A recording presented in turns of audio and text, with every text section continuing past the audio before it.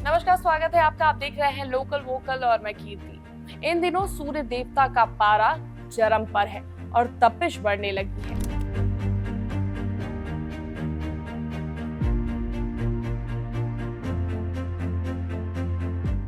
वहीं बिजली ने लोगों की नींदें उड़ाकर रखी है। कानपुर वासियों को बिजली से खासा परेशानी हो रही है। जिस तरह से बिजली का भी हाई वोल्टेज आना जाना, इसी पर केस्को के ट्रांसफार्मर ओवरलोड हो रहे हैं, तो वोल्टेज की वजह से बिजली के उपकरण कार्य नहीं कर रहे हैं। ऐसे में हमारी टीम ने जानने का प्रयास किया कि चलिए चलते हैं बिजली ऑफिस में और जानते हैं वहां के अधिकारियों से कि आखिर कानपुर वासियों को इस बिजली की समस्या से कब और कैसे निजात मिलेगी। तो देखिए हमारी इस पर ये खास रिपोर्ट।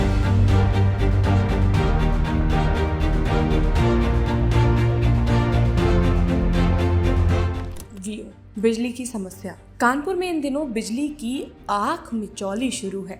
बिजली की मांग बढ़ने पर कई क्षेत्रों में ट्रांसफार्मरों पर लोड भी अधिक पड़ रहा है, जिस समस्या को लेकर लोगों को परेशानी का सामना करना पड़ रहा है।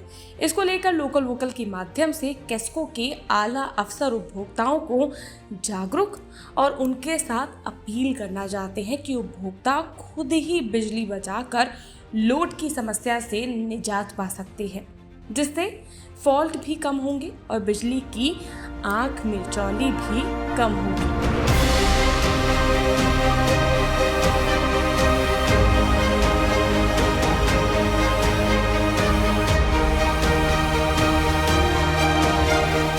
तो आइए सुनिए क्या कहना है इस पर केस्को के अफसरों का, जो आम पब्लिक को ध्यान से सुनकर इस पर अमल जरूर करना चाहिए। इस वक्त भीषण गर्मी पड़ रही है और टेम्परेचर 46 के आसपास ही बना हुआ लगातार। ऐसे में हमारे जो सिस्टम है वो भी थोड़ा सा ओवरलोड, थोड़ा नहीं काफ़ी ओवरलोड हो गया। जहाँ पर 6 महीने पहले ट्रांसफार्मर लगे हैं वो भी ओवरलोड की तरफ बढ़ रहे हैं।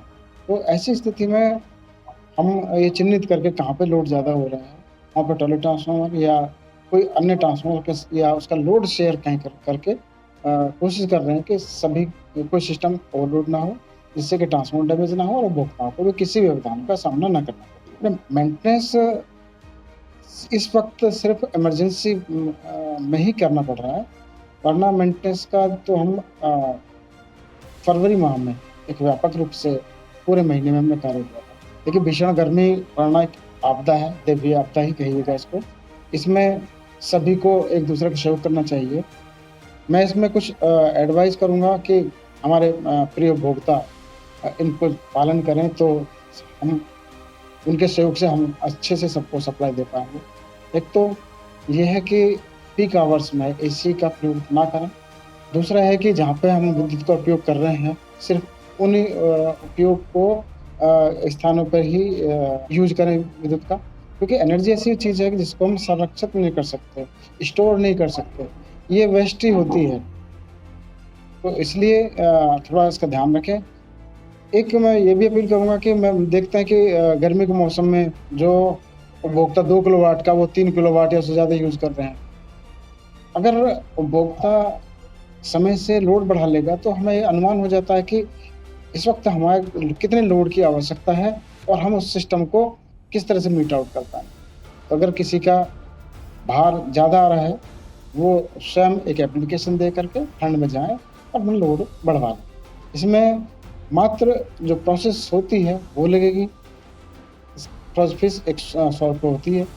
इसके अलावा और कोई चार्ज नहीं लगेगा, आपके बिल में ही जोड़ दी जाएगा। देखिए, इसमें वायरिंग में दिक्कतें हो सकती हैं, लेकिन मैं इसको इसलिए नहीं कहूँगा कि कोई इसको कर पाएगा कि नहीं कर पाएगा, लेकिन ये है कि सुरक्षा की दृष्टि से उनको रखना चाहिए। वायरिंग सही रहेगी तो जो तार वीक हो जाते हैं उनसे लीकेज नहीं होगा, सुरक्षित रहेंगे वो भी और कंजम्पशन भी उनका कम ही रहेगा। मैंने जैसे कि बताया कि अगर पुराने तार हो जाते हैं तो उनसे करंट लीकेज भी होने लगता है। बरसात के दिनों में बहुत शिकायत आती है कि साहब हमारी दीवारों में करंट आ रहा था, वो वायरिंग का ही एक इशू हो जाता है। नमी जब आती है तो वो उसमें जाने लगती है करंट, तो उपभोक्ता की खपत बढ़ जाती है क्योंकि वो अर्थ कर रहा होता है। तो उपभोक्ता एक दूसरे की सुरक्षा भी इसमें होती है कि हम वायरिंग सही होगी, कहीं से करंट लीकेज नहीं है, प्रॉपर अर्थिंग हम रखते हैं, तो कभी शॉक लगने जैसे खतरे या कोई सामान हमारा डैमेज हो जाता है कई बार, वो नहीं होता। बस जो मैंने अभी उपभोक्ताओं से अनुरोध किया है, मैं ये कहूँगा कि एनर्जी का सदुपयोग करें, उसको दुरुपयोग ना करें, बिजली बचाएं। तो आपने सुना कि किस तरह से आप अगर इन नियमों को फॉलो करेंगे तो बिजली की बचत के साथ साथ आपके इलाके में ओवरलोड की समस्या भी खत्म हो जाएगी। और लोकल वोकल भी आपसे अपील करता है कि एक जिम्मेदार नागरिक की तरह बिजली का सही उपयोग करें। तो आपको हमारी जानकारी कैसी लगी, कमेंट बॉक्स में जाकर ज़रूर कमेंट करें।